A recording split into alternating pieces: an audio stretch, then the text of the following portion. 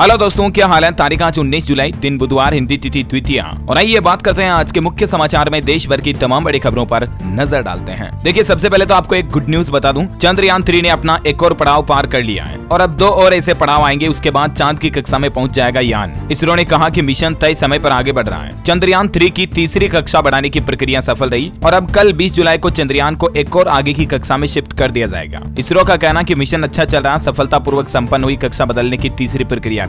वैसे दोस्तों, चंद्रयान को लेकर एक रिपोर्ट भी सामने आ रही है कि चंद्रयान 3 के कई इंजीनियर्स को 17 महीनों से सैलरी नहीं मिली। रिश्तेदारों से उधार लेकर अपना घर बार चला रहे, फिर भी समय से पहले लॉन्च पैड बनाकर मिशन को सक्सेसफुल किया। वाकई में इसे कहते हैं देश के प्रति समर्पण, त्याग। चलिए आगे बढ़ते खबरों की तरफ। देखिए आप, टेलीकॉम सेक्टर में 1.25 लाख युवाओं को जॉब मिलेगी। TSSC के CEO ने यह दावा किया है कि आने वाले कुछ सालों में 5G की बढ़ोतरी के बाद टेलीकॉम सेक्टर में अच्छी खासी जॉब्स आएगी। अच्छा, खबर आ रही है कि भारत में लगातार हो रहे इंटरनेट शटडाउन को लेकर G20 देशों की बैठक में चर्चा हुई, क्योंकि अक्सर आपको पता होगा भारत में जब भी कहीं दंगे फसाद होते हैं तो इंटरनेट बंद कर दिया जाता है। तो G20 देशों की साइबर सुरक्षा के विषय पर हुई बैठक में इस मुद्दे पर चर्चा की गई और कहा गया कि इंटरनेट पर प्रतिबंध जनता के बीच विश्वास बनाए रखने की दिशा में सबसे बड़े खतरों में से एक है और भारत को अपने इंटरनेट बंद करने पर रोक लगानी चाहिए। वैसे दोस्तों, G20 मीट में हमारे देश की वित्त मंत्री निर्मला सीतारमण ने कहा, भोजन, ऊर्जा और जलवायु ये दुनिया के लिए बड़े मुद्दे हैं। समाधान के लिए अंतर्राष्ट्रीय समन्वय जरूरी है। अच्छा, केंद्रीय गृह मंत्री अमित शाह ने कल ही बड़ा ऐलान कर दिया, 45 दिनों में वापस आ जाएगा सहारा में फंसा हुआ पैसा। 10 करोड़ सहारा निवेशकों को उनका पैसा वापस मिलने जा रहा और इसके लिए सरकार ने रिफंड पोर्टल भी शुरू कर दिया है। मैंने आपको कल इसके बारे में डिटेल जानकारी DLS न्यूज के ऊपर एक वीडियो में बताई थी। तो अगर आप कंप्लीट प्रोसेस जानना चाहते हैं, स्टेप टू स्टेप गाइड कि किस तरह से आप भी अपनी सहारा रिफंड के लिए ऑनलाइन फॉर्म भर सकते हैं, अप्लाई कर सकते हैं, तो इस वीडियो को जरूर देख लीजिएगा, ठीक है ना। और आंकड़ा आ रहा दोस्तों कि अब तक सहारा ने निवेशकों से 86,000 करोड़ से भी ज्यादा जुटाए। सहारा इंडिया के 4 एंटिटी में टोटल लगभग 10 करोड़ इन्वेस्टर्स हैं, जिनका पैसा वापस सरकार की तरफ से रिफंड प्रोसेस के तहत दिया जाएगा। सहारा रिफंड की पूरी प्रोसेस की स्टेप्स भी आप यहाँ देख सकते हैं। मैं और आपको इस खबर का लिंक नीचे डाल दूंगा, तो आप चेक कर लीजिएगा, ठीक है ना। हालांकि इसमें शुरुआत में 10,000 रुपए तक ही रिफंड दिए जाएंगे, 5,000 करोड़ टोटल रिफंड के रूप में बांटे जाएंगे। बाकी फिर आगे जैसे जैसे बजट आएगा, लोगों के और बाकी पैसों को भी रिफंड कर दिया जाएगा। अच्छा, वहीं बड़ी खबर है, गोवध पर प्रतिबंध लगाने से सुप्रीम कोर्ट ने इनकार कर दिया। कहा कि कानून बनाने के लिए मजबूर नहीं कर सकता कोर्ट। अच्छा, बड़ी खबर देखिए दोस्तों, हाल ही में उड़ीसा के बालेश्वर में हुए ट्रेन हादसे के बाद अब रेलवे ने सबक लेते हुए एक बड़ा फैसला लिया है और अब नया प्लान बनाया गया। रेलवे देश की सभी ट्रेनों में एक ऐसा डिवाइस लगाएगा जो हादसों से पहले अलर्ट कर देगा।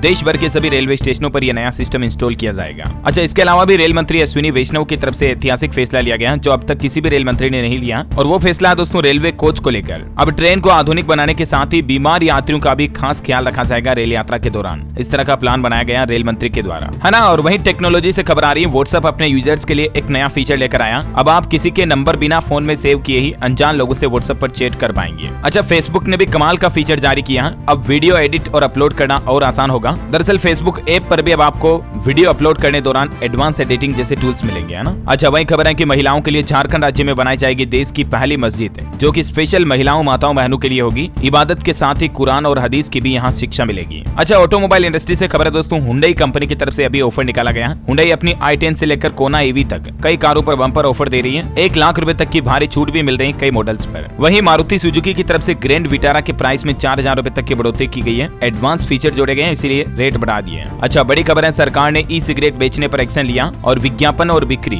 दोनों पर रोक लगा दी है ई सिगरेट के सभी प्रोडक्ट से संबंधित। और इस संबंध में सरकार ने 15 ऑनलाइन ई सिगरेट बेचने वाली वेबसाइटों को नोटिस भी भेजा है। अच्छा, खबर देखिए, टमाटर ने बदली किस्मत। महाराष्ट्र के एक किसान ने कुछ ही महीनों में 2.5 करोड़ रुपए कमा लिए, क्योंकि अभी टमाटर के भाव काफी ज्यादा ऊपर चल रहे हैं और इसी बढ़ती महंगाई में कई लोगों ने टमाटर से अच्छी खासी कमाई भी कर ली है। अच्छा, वही खबर देखिए, सावरेन गोल्ड बॉन्ड स्कीम ने तोड़े सारे रिकॉर्ड। अभी पिछले महीने जून में जो सरकार ने ये गोल्ड बॉन्ड स्कीम निकाली ना, देखिए इसमें 7.5 टन से भी ज्यादा गोल्ड बॉन्ड में लोगों ने निवेश किया, मतलब डिजिटली तरीके से इतना गोल्ड खरीद लिया। अच्छा, बैंकिंग न्यूज से खबर है दोस्तों, IDBI बैंक ने अमृत महोत्सव FD पर ज्यादा ब्याज देने की घोषणा की है। 375 दिन की ये स्पेशल FD होती है, जिसमें अब आपको ज्यादा इंटरेस्ट मिलेगा और भी अलग अलग टाइम पीरियड के अकॉर्डिंग IDBI बैंक के FD के इंटरेस्ट रेट आप देख सकते हैं। अच्छा, वही खबर देखिए दोस्तों, उद्योगपति गौतम अडानी ने कहा कि हाल ही में आई हिंडनबर्ग की रिपोर्ट झूठी निकली। गलत आरोप लगाए गए हम पर, मकसद हमारी साख बिगाड़कर मुनाफा कमाना था। गौतम अडानी ने भारतीय अर्थव्यवस्था को लेकर भी अच्छी बात कही है। उनका कहना है कि साल 2050 तक दुनिया की दूसरी सबसे बड़ी अर्थव्यवस्था बन जाएगा हमारा भारत। सेकंड लार्जेस्ट इकोनॉमी की ओर आगे बढ़ रहा है इंडिया, और ये वाकई में हम सभी भारतीयों के लिए बड़े गर्व की बात है। और इसी बात पर एक लाइक तो बनता है यार, फटाफट से लाइक कर दीजिए दोस्तों इस वीडियो को। और हाँ, एक बात और बता दूं आपको, अगर आपने DLS न्यूज चैनल को अभी तक भी सब्सक्राइब नहीं कर रखा ना, तो सब्सक्राइब करके बेल आइकन भी दबा देना, क्योंकि इस पर आपको रोजाना देश की बड़ी खबरें और मुख्य समाचार एक साथ मिल जाते हैं। चलिए, आपका बिल्कुल भी टाइम वेस्ट किए बिना सीधे ले चल रहा हूँ आज की 50 बड़ी खबरों की तरफ। देखिए आप, सीमा हैदर मामले से जुड़ी सबसे बड़ी खबर आ रही है, सीमा हैदर को एटीएस ने पूछताछ के लिए नोएडा से अब दिल्ली ले गई और वहां सेफ हाउस में शिफ्ट कर दिया है सीमा को। और एक खुलासा सामने आया कि सीमा ने कई फौजियों को भी फ्रेंड रिक्वेस्ट भेजी थी और एटीएस की पूछताछ के दौरान भी लगातार सीमा हैदर रोती रही। और अब इंटेलिजेंस ब्यूरो की एक टीम नेपाल के काठमांडू भी जाएगी सीमा हैदर की बातों की असलियत का पता लगाने के लिए। ये कुछ तस्वीरें देख सकते हैं आप, सीमा और सचिन दोनों को हिरासत में ले जाते हुए एटीएस। पहले इश्क और अब एटीएस से सीमा का सामना। आखिर एजेंसियों की रडार पर क्यों है पाकिस्तानी महिला? तो वजह आपको पता ही होगी दोस्तों, क्योंकि सीमा हैदर पर पाकिस्तानी जासूस या एजेंट होने का शक है और इसलिए सीमा और सचिन को फिर से एक साथ दिल्ली ले गई एटीएस। तो वहीं सीमा के द्वारा मोबाइल का डाटा डिलीट करने पर भी अब सीमा हैदर की मुश्किलें बढ़ सकती हैं। और देखिए, सारी इंटेलिजेंस एजेंसियां और प्रशासन अब चौंका। पहले कई लापरवाहियां भी देखने को मिली। सीमा के 4 मोबाइल फोन की अभी तक भी फोरेंसिक लैब में जांच नहीं हो पाई है। क्या सीमा हैदर का कोई आईएसआई से कनेक्शन है? इस बात की तलाश करने में जुटी है एटीएस। हालांकि दोस्तों, भारतीय कानून के मुताबिक सीमा हैदर का भारत में टिके रहना आसान नहीं होगा। कोर्ट से लेकर गृह मंत्रालय तक की मंजूरी जरूरी होगी। इसी साल इकरा नाम की एक लड़की की भी ऐसी लव स्टोरी देखी गई थी, तो उसको वापस पाकिस्तान भेज दिया गया। और इसी बीच एक बड़ी खबर देखने को मिली, जैसे ही सीमा हैदर को दिल्ली लाया गया, पाकिस्तान से कुछ धमकी भरे फोन भी आए। फोन कॉल में पीएम मोदी और मुख्यमंत्री योगी आदित्यनाथ को जान से मारने की भी धमकी दी गई और मुंबई में 26/11 जैसा हमला करने का भी जिक्र किया। इतना ही नहीं, दिल्ली एयरपोर्ट को बम से उड़ाने की भी धमकी मिली। पाकिस्तान से आया मैसेज, जांच में जुटी पुलिस। उधर पाकिस्तान में भी हिंदू मंदिरों की सुरक्षा को बढ़ा दिया गया है। 400 हिंदू पुलिस कर्मियों को तैनात किया गया अलग अलग जगहों पर मंदिरों पर। हाल ही में पाकिस्तान में हिंदू मंदिर पर रॉकेट लॉन्चर से हमला किए जाने के बाद हिंदू संगठन की तरफ से यह फैसला लिया गया। और एक बड़ी चौंकाने वाली खबर ये सामने आ रही दोस्तों की, इधर सीमा हैदर इंटरव्यू दे रही है मीडिया को। पाकिस्तान से भारत आए सीमा को 2 महीने से भी ज्यादा का समय हो गया, अभी तक भी उसे गिरफ्तार नहीं किया गया। लेकिन एक ऐसे ही भारतीय शख्स की दास्तान देखिए। ये जो तस्वीर आप देख पा रहे होंगे, इस शख्स को पाकिस्तान ने आजीवन कारावास में डाल दिया, सिर्फ जासूस के शक के आधार पर। अगर कोई भारतीय लोग पाकिस्तान में बिना वीजा के घुस जाए ना, तो उसका वापस आना बहुत मुश्किल हो जाता है। उसके साथ ना सिर्फ बदसलूकी की जाती है, बल्कि उसे परमानेंटली जेल में डाल दिया जाता है और यातनाएं दी जाती हैं। ये कैसा ही मामला देखने को मिला। मध्य प्रदेश का रहने वाला ये 36 साल का शख्स, प्रसन्नजीत इसका नाम है, जो बीते 5 साल से लापता था। अब पता चला कि ये पाकिस्तान के लाहौर की कोट लखपत जेल के ब्लॉक नंबर 4 में बंद है और उसे यहाँ जासूसी के आरोप में बंद रखा गया है। जबकि सीमा हैदर देखिए भारत में कितनी खुली घूम रही थी इतने दिन होने के बावजूद भी। यही तो अंतर है भारत और पाकिस्तान में। अच्छा, नोएडा के सचिन और पाकिस्तान की सीमा हैदर जैसी एक और लव स्टोरी झारखंड राज्य में भी देखने को मिली। इंस्टाग्राम पर प्यार हुआ तो 7 समंदर पार कर झारखंड पहुंची पोलैंड की महिला।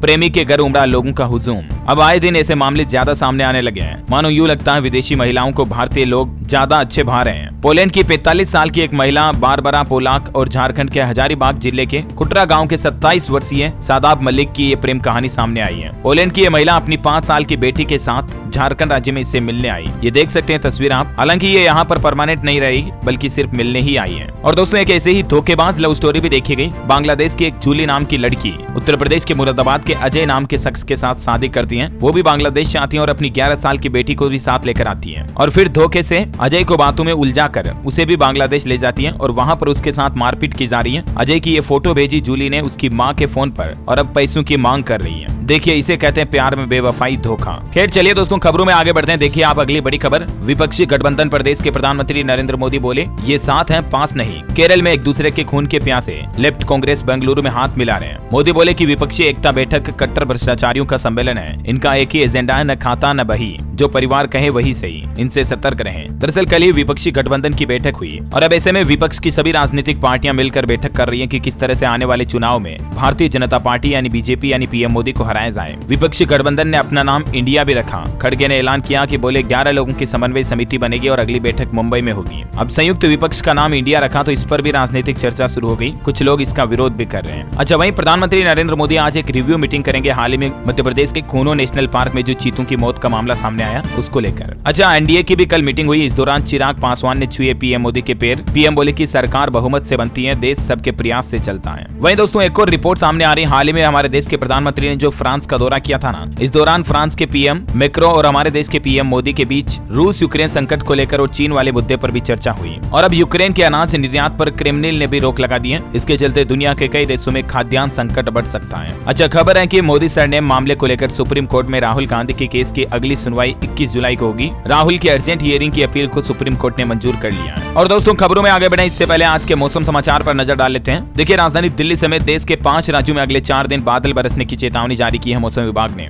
हालांकि दिल्ली वासियों के लिए एक बड़ी राहत की खबर आ रही है। 9 दिन बाद अब दिल्ली में बाढ़ का खतरा कम हुआ है। यमुना नदी भी खतरे के निशान से नीचे आई और ऐसे में बाढ़ की स्थितियों में सुधार होते ही दिल्ली सरकार ने भारी वाहनों के प्रवेश को लेकर भी फैसला लिया और दिल्ली में आज से ही ट्रक लोडिंग बड़े भारी व्हीकल प्रवेश कर सकेंगे। अच्छा, बाढ़ के बाद दिल्ली में अब बीमारियों का खतरा भी बढ़ रहा है। 10 साल में डेंगू के सबसे ज्यादा मरीज मिले राजधानी दिल्ली में। हालांकि मौसम विभाग की चेतावनी है कि यमुना नदी अभी अपना रौद्र रूप और दिखा सकती है और इसका जल स्तर फिर से बढ़ने लगा। दिल्ली में अगले 5 दिन अभी भी भारी बारिश की चेतावनी है और उत्तराखंड में एक बांध टूट गया जिसके चलते लक्सर कस्बे में बाढ़ का खतरा बढ़ गया। हिमाचल शिमला में 6 अगस्त तक ट्रेनों को भी रद्द कर दिया। हरियाणा में आज भी तेज बारिश की चेतावनी, 40 किलोमीटर की रफ्तार से हवाएं चलेगी, 200 mm बारिश होने का अनुमान है। वहीं देखिए हरियाणा के कुरुक्षेत्र में अब नहीं भरेगा बाढ़ का पानी। आरसीसी पैरेलल ड्रेन के रखरखाव का जिम्मा एचएसबी को सौंपा गया। हरियाणा के मुख्यमंत्री मनोहर लाल खट्टर सरकार की तरफ से यह बड़ा फैसला लिया है। अच्छा, पंजाब में 19 जिले बाढ़ की चपेट में। तरन तारन में ब्यास में दरार आई। मानसा में पुल बांधों पर सेल्फी लेने पर भी रोक लगा दी गई। पंजाब में अब तक भारी बारिश और बाढ़ से 38 लोगों की जान जाने की खबर है। हिमाचल प्रदेश में साल 2023 में सबसे ज्यादा तबाही मची। सिर्फ 24 दिन की बारिश में ही 4,636 करोड़ रुपए के नुकसान और प्रॉपर्टी की बर्बादी की खबर है। 50 साल का रिकॉर्ड टूट गया। हिमाचल में इस बार इतनी तबाही हुई। और इसी बीच दोस्तों हिमाचल प्रदेश के मुख्यमंत्री सुखविंदर सिंह सुक्खू की तरफ से भी आपदा पीड़ितों के लिए बड़ी घोषणा कर दी गई। जिन लोगों के घर टूटे बारिश बाढ़ वगैरह की वजह से उन्हें 1-1 लाख रुपए का मुआवजा मिलेगा और पशुओं की मौत होने पर परिवार को 55,000 रुपए आर्थिक सहायता राशि भी दी जाएगी। और किसान भाई लोगों की फसलें नुकसान हुई, इसमें भी प्रति बीघा मुआवजा दिया जाएगा। सीएम सुक्खू ने 1 लाख राहत राशि का वादा किया। पंजाब चंडीगढ़ वगैरह में भी आज बारिश होने का अलर्ट है, सावधान रहिएगा। स्काईमेड वेदर की रिपोर्ट के मुताबिक अगले 24 घंटों के दौरान भारत के किन किन राज्यों में बारिश हो सकती है इसकी जानकारी भी आप स्क्रीन पर देख सकते हैं। अच्छा, अमेरिका में भी देखिए दोस्तों तूफान और भारी बारिश के चलते 1500 उड़ानें रद्द हुई। चीन और यूरोप में भी मौसम की मार जारी है। उत्तर प्रदेश आगरा में ताजमहल की दीवारें भी 2 फीट तक पानी में डूब गई। बाढ़ का माहौल चल रहा है। अच्छा चलिए मौसम के बाद कुछ एजुकेशनल खबरें देखते हैं। देखिए राजस्थान के करीब 40,000 प्राइवेट स्कूलों को सरकार ने राहत दी है। हाईकोर्ट ने कहा कि आरटीई के तहत प्री प्राइमरी में एडमिशन का भुगतान सरकार को ही करना होगा। और राजस्थान में सफाई कर्मचारियों की भर्ती को लेकर भी अच्छी खबर आ रही है। आवेदन करने की लास्ट डेट को बढ़ा दिया। अब युवा 4 अगस्त तक अप्लाई कर पाएंगे। अच्छा, बिहार सरकार ने बड़ी घोषणा कर दी है। यूपीएससी प्रीलिम्स पास करने वालों के लिए खुशखबरी, सरकार 1-1 लाख रुपए प्रोत्साहन राशि के रूप में देगी। बिहार के मुख्यमंत्री नीतीश कुमार सरकार की तरफ से घोषणा करते हुए कहा गया, यूपीएससी सिविल सेवा प्रारंभिक परीक्षा में जो महिलाएं उत्तीर्ण होंगी ना, उनको 1-1 लाख रुपए प्रोत्साहन राशि के रूप में दिए जाएंगे। अच्छा, हिमाचल प्रदेश में भी कॉलेजों में एडमिशन की तारीख बढ़ चुकी है। 22 जुलाई तक आवेदन कर पाएंगे। उत्तर प्रदेश बिजनौर में आफत की बारिश और बाढ़ की वजह से 12वीं तक के स्कूलों में 2 दिन की छुट्टी घोषित की गई है। पंजाब में देखिए सियासत में सक्रिय आंगनबाड़ी कार्यकर्ताओं की छुट्टी होगी। पंजाब सरकार ने एक्शन का संकेत दिया। अच्छा, सीबीएसई बोर्ड एग्जाम को लेकर अच्छी खबर है। सीबीएसई की तरफ से सैंपल पेपर जारी किए गए हैं 10वीं और 12वीं की बोर्ड क्लास के लिए। आप सीबीएसई के ऑफिशियल पोर्टल से डाउनलोड कर सकते हैं। मेडिकल की पढ़ाई करने वाले स्टूडेंट्स के लिए अच्छी खबर है। महाराष्ट्र सरकार ने नीट यूजी काउंसलिंग से पहले राज्य में 9 नए मेडिकल कॉलेज खोलने की घोषणा की है। अच्छा, झारखंड के किसी भी प्राइवेट स्कूल में बिना आरटीई की मान्यता के लिए नहीं शुरू हो सकेंगे एडमिशन प्रक्रिया। सरकार की तरफ से सख्त चेतावनी जारी की गई है ना। और चलिए दोस्तों एजुकेशन के बाद देश से जुड़ी कुछ और बड़ी खबरें देख लेते हैं। देखिए स्टॉक मार्केट पर अपडेट आ रहा, पहली बार 67,000 के पार निकला सेंसेक्स। 67,007 का ऑल टाइम हाई रिकॉर्ड भी बनाया। अच्छा, वहीं नेटवेब कंपनी का आईपीओ 2 दिन में 9.11 गुना सब्सक्राइब हुआ। प्राइस बैंड 475 से 500 तक है। ऑटो इंडस्ट्री से खबर देखिए, ओकिनावा कंपनी की अपडेटेड ओकी 90 मॉडल लॉन्च हो चुका है। ये एक ई स्कूटर है। कंपनी का दावा है कि फुल चार्ज करने के बाद 160 किलोमीटर का माइलेज मिलेगा। 1,86,000 इसकी प्राइस है। वहीं देखिए राहुल गांधी और सोनिया के प्लेन की मध्य प्रदेश भोपाल में इमरजेंसी लैंडिंग की गई। कल बेंगलुरु से लौटते समय तकनीकी खराबी हुई थी और इसलिए लैंडिंग करनी पड़ी। हालांकि गनीमत रही कि कोई दुर्घटना नहीं हुई। अच्छा, बड़े दुख की बात है, मध्य प्रदेश के विदिशा में बोरवेल में गिरी 2.5 साल की बच्ची को बचाया नहीं जा सका। 8 घंटे तक रेस्क्यू ऑपरेशन चला लेकिन बच्ची मर गई। अच्छा, नेपाल आना जाना अब महंगा होगा। देखिए सीमा हैदर पाकिस्तान से नेपाल आई। इस बीच नेपाल काफी चर्चा का विषय है। अब भारतीय लोगों का नेपाल आना जाना महंगा होगा। नेपाल ने गाड़ियों का परमिट चार्ज बढ़ा दिया। 2 व्हीलर पर 500 और 4 व्हीलर गाड़ियों पर 700 रुपए भंसार यानी प्रवेश शुल्क देना पड़ेगा।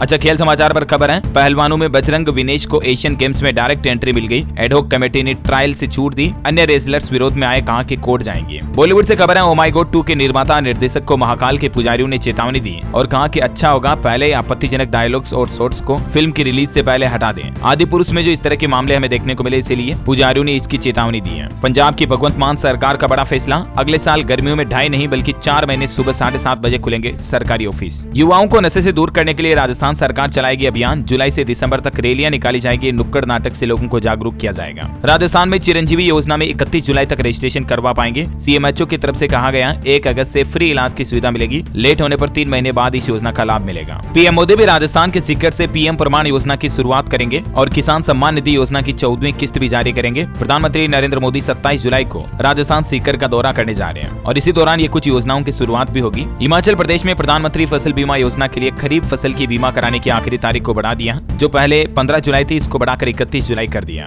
बिहार में पर्यटक गाइड की मानदेय को बढ़ाया गया, 500 के बदले अब हर दिन 750 रुपए मिलेंगे। 10 साल बाद 250 रुपए की बढ़ोतरी की गई। उत्तर प्रदेश के मुख्यमंत्री योगी आदित्यनाथ ने 1573 एएनएम स्वास्थ्य कार्यकर्तियों को नियुक्ति पत्र दिया। सीएम योगी बोले कि 2017 से पहले नौकरियां आती थी तो चाचा भतीजे वसूली के लिए निकल पड़ते थे, लेकिन अब भ्रष्टाचार कम हो रहा है। अच्छा, बाबा बागेश्वर के खिलाफ महिला आयोग में शिकायत दर्ज करा दी गई है। मांग में सिंदूर और महिलाओं को खाली प्लॉट वगैरह बताने वाले बयान के चलते बाबा बागेश्वर धाम के पंडित धीरेन्द्र कृष्ण शास्त्री गिरे। महिलाओं ने मोर्चा खोलते हुए कहा कि बाबा माफी मांगे। अच्छा, पैन कार्ड को लेकर एक नया नियम है। एनआरआई को पैन नंबर फिर से चालू कराने के लिए देना होगा अब ये डॉक्यूमेंट। आयकर विभाग की तरफ से जारी किया गया निर्देश। अगर कोई प्रवासी भारतीय यानी कि एनआरआई का पैन कार्ड डीएक्टिवेट हो जाता है, निष्क्रिय हो जाता है, तो उसको वापस चालू कराने के लिए उसके आवास पते का प्रमाण पत्र जरूरी होगा। ये नया नियम लागू कर दिया आईटीआर विभाग की तरफ से, है ना। वहीं देखिए, जीडीपी को लेकर पीएम मोदी का कहना कि ऐतिहासिक सुधारों और खर्च के दम पर 9 साल में 5वीं सबसे बड़ी जीडीपी बना हमारा भारत। बर्नस्टीन की रिपोर्ट में भी यह दावा किया गया। भूकंप को लेकर सरकार का नया प्लान, नई व्यवस्था। देखिए, भूकंप पीड़ितों का पहले इलाज होगा और फिर उनका पुनर्वास किया जाएगा। स्वास्थ्य मंत्रालय की तरफ से इस तरह की सिफारिशें जारी की गई है। जल्द ही देश भर के सभी अस्पतालों में भूकंप और उसकी वजह से घायल लोगों के उपचार को लेकर नई व्यवस्थाएं बनाई जाएगी। अच्छा, ज्योति मौर्य मामले पर ज्योति का कहना है कि सोशल मीडिया पर रील और मीम्स बनाने वालों के खिलाफ वो कार्रवाई करेगी, रिपोर्ट दर्ज कराएगी। निजी जीवन को लेकर उनके ऊपर काफी टिप्पणियां की गई जिनसे वो आहत हैं। और अब एसडीएम ज्योति मौर्य ने अपने पति आलोक मौर्य के भाई को लेकर भी बड़ा खुलासा किया। बताया कि आलोक मौर्य के भाई समेत उसके पूरे घर वाले दहेज की मांग करते हैं, पीड़ित करते हैं। अच्छा, खबर देखिए, उत्तर प्रदेश के इथेनॉल से अब हवाई जहाज भी चलाए जाएंगे।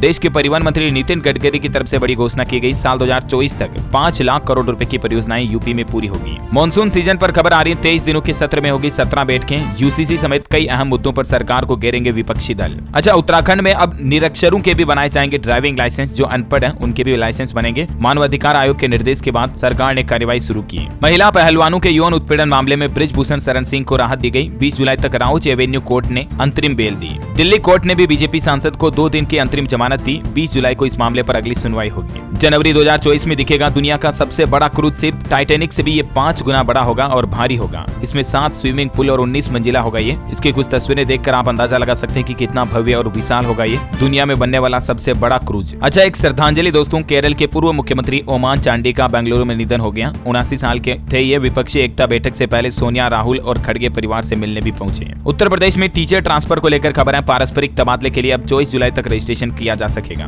वाराणसी में अब कुत्ता बिल्ली पालने पर भी देना होगा टैक्स। नगर निगम की तरफ से 1,96,000 भवन स्वामियों को दी गई राहत और कुछ नए नियम लागू किए। जानकारी आप देख सकते हैं। राम मंदिर को लेकर अपडेट आ रहा दोस्तों। एक खास बात होगी राम मंदिर में और वो ये कि एक साथ 1.5 लाख श्रद्धालु इसकी परिक्रमा कर पाएंगे। ये खूबी अभी तक हमारे देश में किसी भी मंदिर में नहीं है। इतनी अच्छी और बड़े लेवल पर व्यवस्थाएं की जाएगी। उत्तर प्रदेश में इलेक्ट्रिक वाहन मालिकों को सहूलियत दी योगी सरकार ने। सब्सिडी के लिए ऑनलाइन कर सकेंगे अप्लाई। सीधे खाते में आएगा इलेक्ट्रिक व्हीकल की सब्सिडी का पैसा। हरियाणा के मुख्यमंत्री मनोहर लाल सरकार ने भी प्रदेशवासियों को 2741 करोड़ की सौगात दी। नूह के लिए 4 नई पेयजल परियोजनाओं की भी घोषणा की। हरियाणा में मुख्यमंत्री मनोहर लाल खट्टर ने एक और बड़ी घोषणा कर दी। करीब 1 लाख परिवारों को जल्द ही नए घर मिलेंगे प्रधानमंत्री आवास योजना के तहत। बड़ी खबर देखिए, केंद्र सरकार का फैसला। देश के अलग अलग राज्यों में शहरी नियोजन के लिए राज्य सरकारों को पैसा देगी मोदी सरकार। 15,000 करोड़ रुपए दिए जाने का प्रस्ताव हुआ पारित। सरकार ने टेक्सटाइल कंपनियों को भी तोहफा दिया। पीएलआई स्कीम के तहत नए आवेदन का मौका दिया गया। 31 अगस्त तक आवेदन फिर से खोलने का फैसला किया। मध्य प्रदेश के मुख्यमंत्री शिवराज सिंह चौहान की कैबिनेट बैठक में कई प्रस्तावों को मिली मंजूरी। आम जनता और सरकारी कर्मचारियों के लिए कुछ बड़े ऐलान हुए। देखिए, एमपी को मिला पहला सीएम राइज स्कूल। सीएम ने और भी कई ऐलान किए और साथ ही छात्रों को लैपटॉप कब मिलेगा, इसकी राशि कब मिलेगी, इसकी तारीख भी बताई। पूरे मध्य प्रदेश में 9000 सीएम राइज स्कूल खोले जा रहे हैं जिनमें गुणवत्तापूर्ण शिक्षा दी जाएगी। और मुख्यमंत्री ने यह भी बताया कि इसी महीने 20 जुलाई को मेधावी छात्र छात्राओं को लैपटॉप बांटने के लिए कार्यक्रम आयोजित किए जाएंगे।